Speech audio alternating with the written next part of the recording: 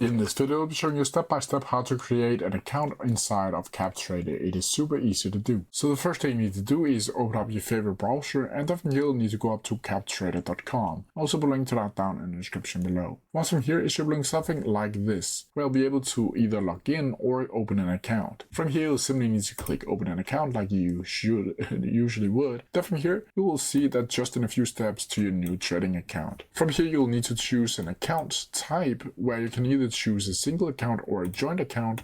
You can choose where is your resident, either EU or non-EU, and then you'll be asked specifically where later on, and the solution either Mrs. or Mr. right here. From here, you'll also need to enter in your first name, last name, email address, your phone number, phone prefix, and your telephone number like you usually would when you open up an account. From here, you'll need to click the risk warning acknowledged, customer information acknowledged, privacy policy GTC acknowledged, and all of these other ones down here. The only one you don't really need to click on is this one specifically because you don't want newsletters from CapTrader. From here, you'll simply need to click I am not a robot and then click next. From here, the application page will pop up where you can enter in your username and password, and then from here, you'll simply need to enter in your email address again, a username and a password. Here, you'll also need to confirm your password and choose the country. From here, you'll simply need to click create, and then from here, you'll be asked to put in some ID or some form of ID, either your passport or driver's license